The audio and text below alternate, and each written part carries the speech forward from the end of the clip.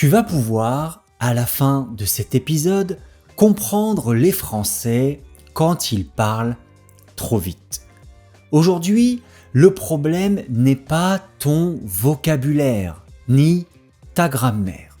Le vrai problème, c'est que le français parlé ne s'écoute pas comme le français des livres et que personne ne t'a appris comment écouter le français quand il est rapide, naturel et vivant.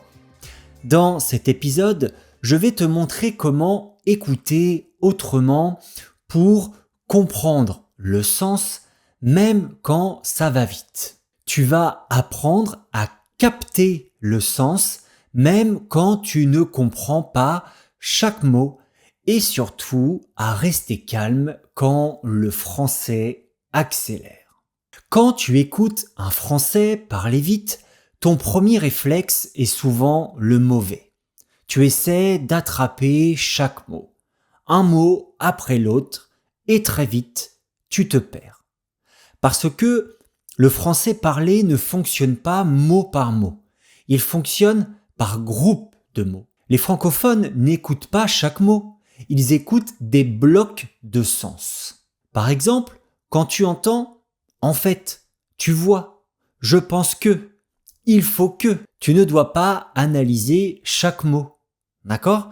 Tu dois reconnaître la phrase entière comme une seule unité. C'est ça être un chasseur de phrases. Ton objectif n'est plus de comprendre tous les mots, mais de repérer les groupes de mots importants qui portent le sens. Concrètement, comment tu fais ? Eh bien, quand tu écoutes un podcast ou une vidéo en français, ne cherche pas les mots isolés.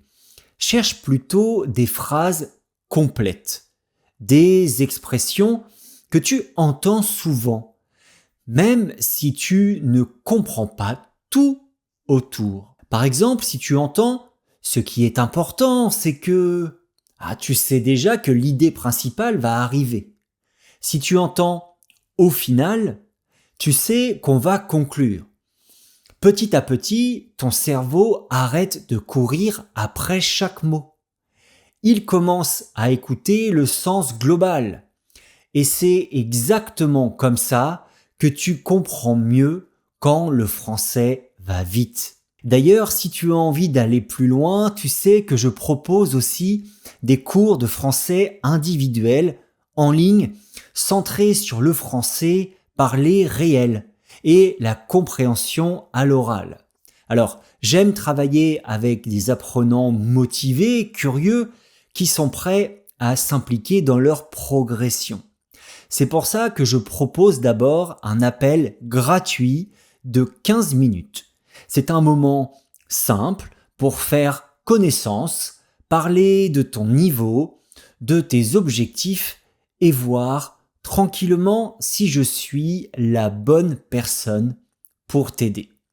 Le lien est dans la description pour réserver l'appel gratuit de 15 minutes. Alors, quand tu écoutes le français rapide, tu crois que tout se joue dans les mots. Mais en réalité, une grande partie du sens ne vient pas des mots. Elle vient de l'intonation, du rythme et de l'émotion dans la voix. Un Français peut dire la même phrase avec les mêmes mots et vouloir dire deux choses très différentes. Tout dépend de la manière dont il parle. La voix monte ou descend. Le rythme ralentit ou accélère. L'énergie change. Par exemple, écoute la différence entre d'accord, d'accord. Alors, ici, les mots sont identiques, mais le message n'est pas du tout le même.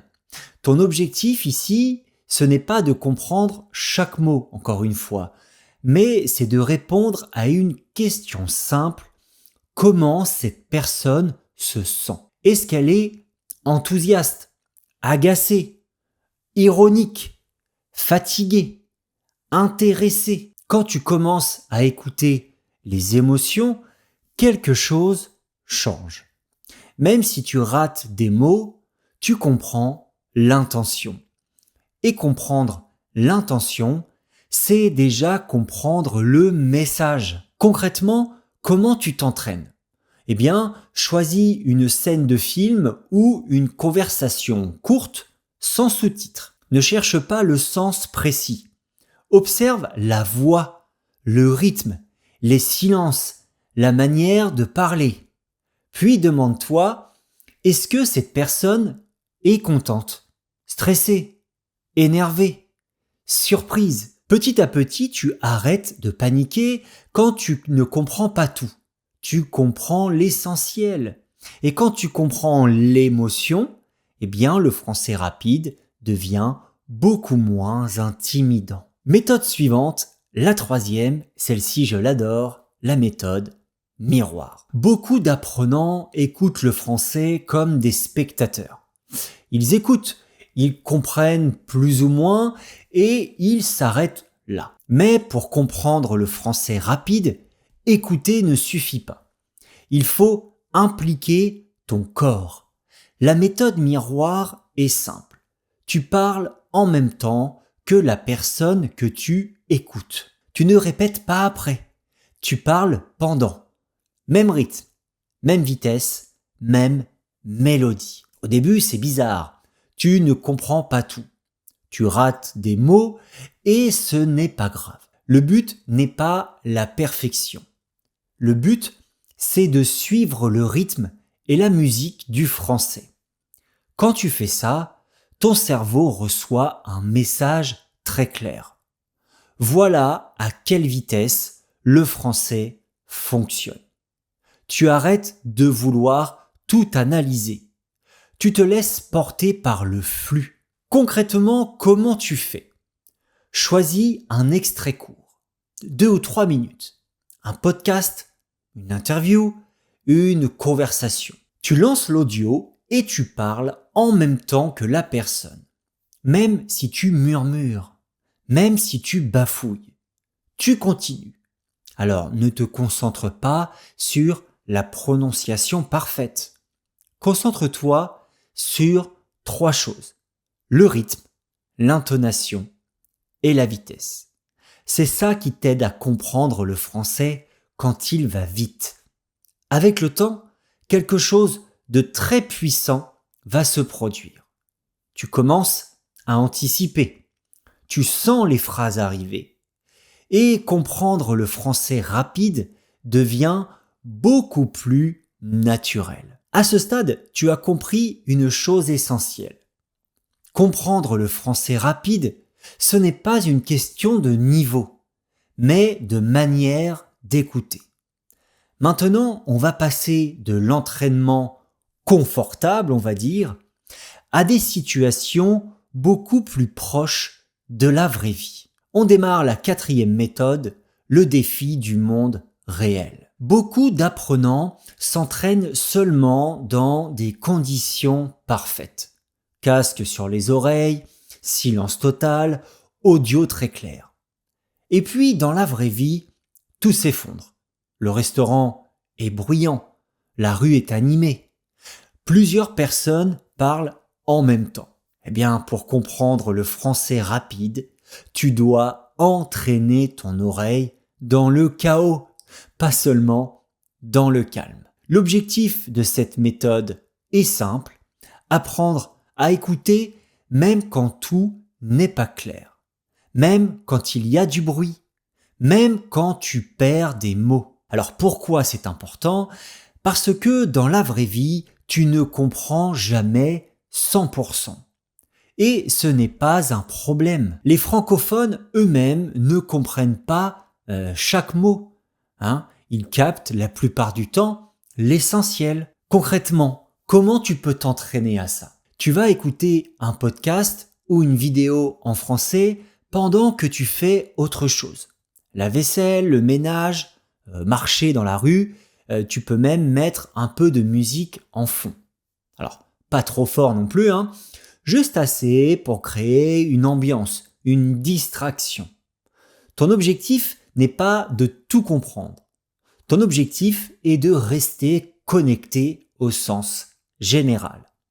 Même si tu perds des phrases, même si tu décroches un instant. Petit à petit, ton cerveau apprend à filtrer, à ignorer le bruit, à se concentrer sur ce qui est important. Et quand tu te retrouves dans une situation réelle, le français rapide te paraît beaucoup moins agressif.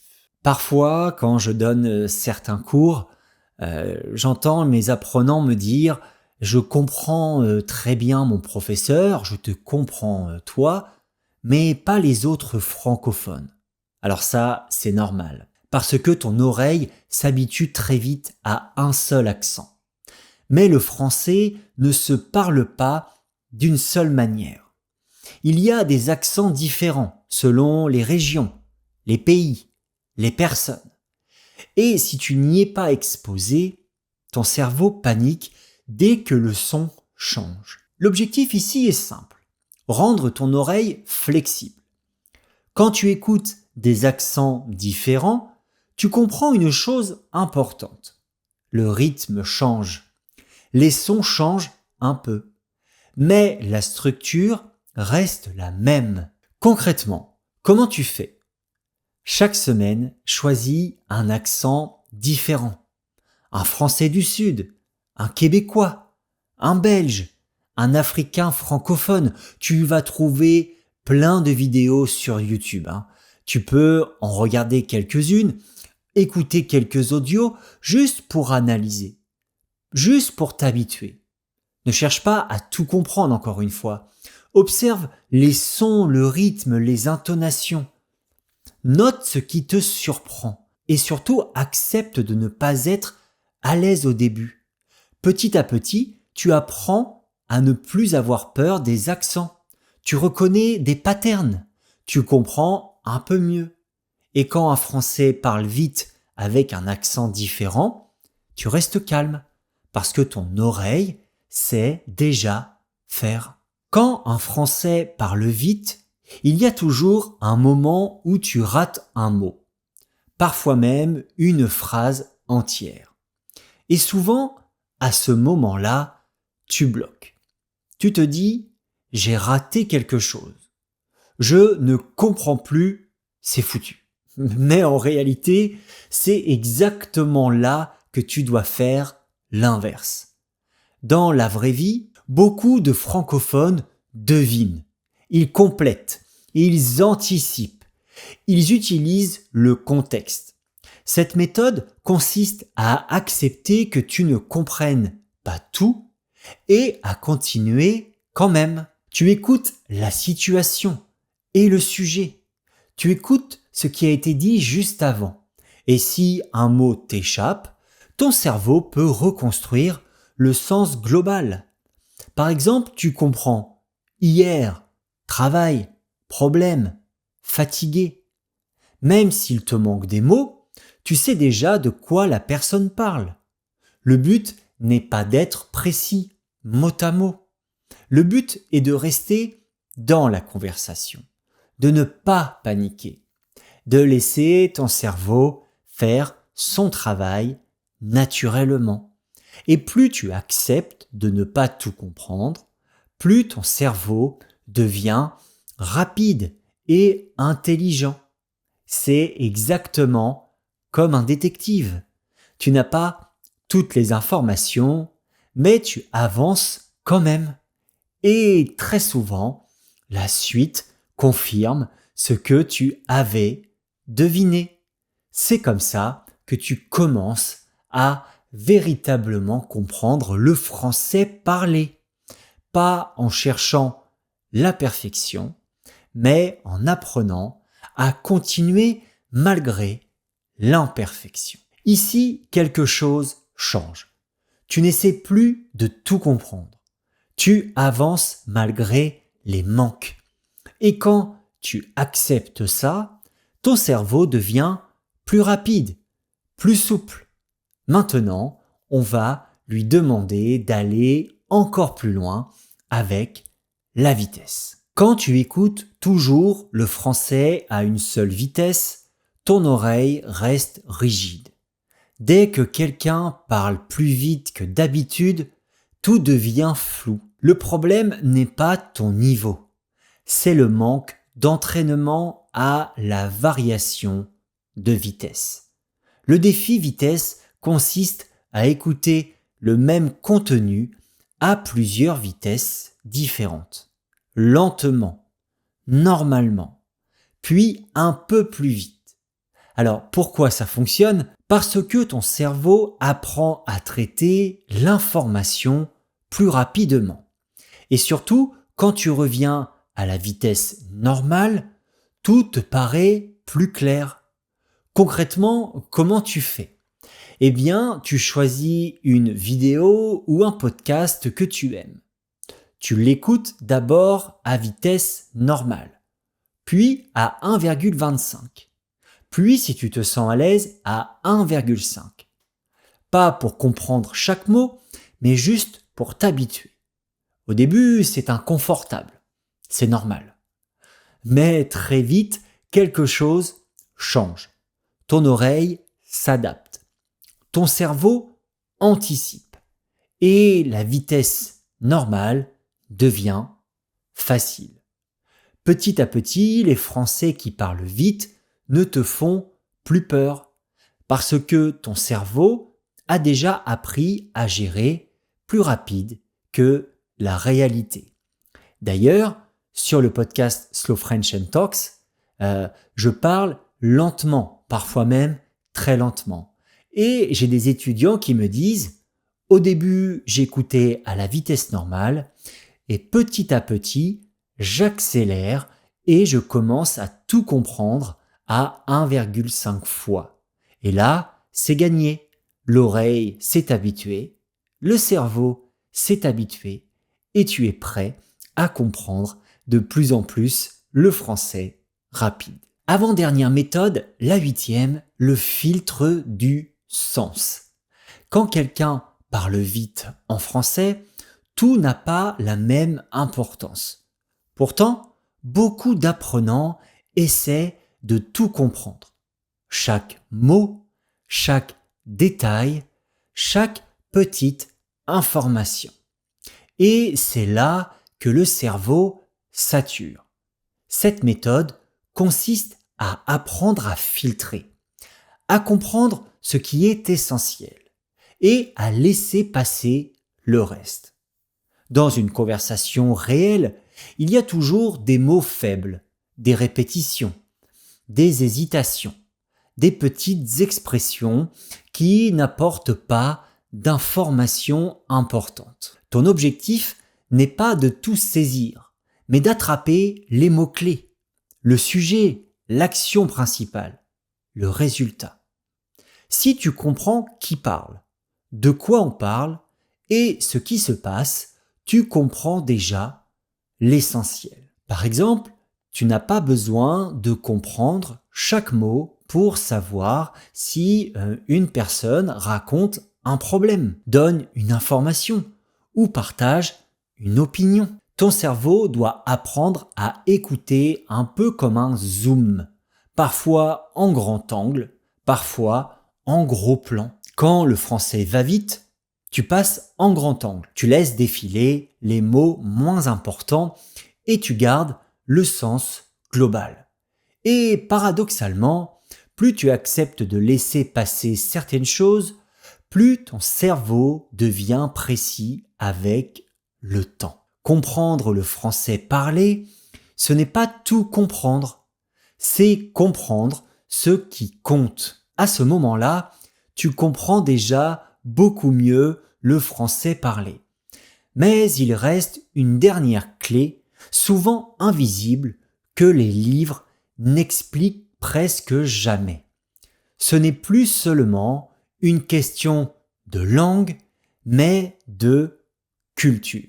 Parfois, tu comprends tous les mots. Et pourtant, tu ne comprends pas vraiment. La réaction des Français te surprend. Ils rient, ils sont sérieux, ils changent de ton. Et tu ne sais pas pourquoi. Le problème, dans ces moments-là, ce n'est pas la langue, c'est la culture. Le français parlé est rempli de références implicites, d'habitudes culturelles, d'expressions figées et d'images que les natifs ne prennent jamais le temps d'expliquer. Ici, cette méthode consiste à apprendre à écouter au-delà des mots, à repérer les expressions toutes faites, les façons de dire, les réactions typiquement françaises. Quand quelqu'un dit « c'est pas terrible » ou « on va voir » ou « ça peut aller », le sens réel dépend du contexte culturel et pas du dictionnaire. Comprendre le français rapide, c'est aussi comprendre ce que les Français sous-entendent, ce qu'ils atténuent, ce qu'ils exagèrent ou ce qu'ils minimisent. Plus tu exposes ton cerveau à ces codes culturels, à travers des films, des séries, des conversations réelles, eh bien, plus tu comprends vite, sans effort. Et surtout, plus tu arrêtes de traduire, parce que tu ne traduis plus des mots, tu reconnais des situations. Et c'est à ce moment-là que le français devient vivant, naturel et profondément compréhensible. Comprendre le français rapide, ce n'est pas comprendre chaque mot.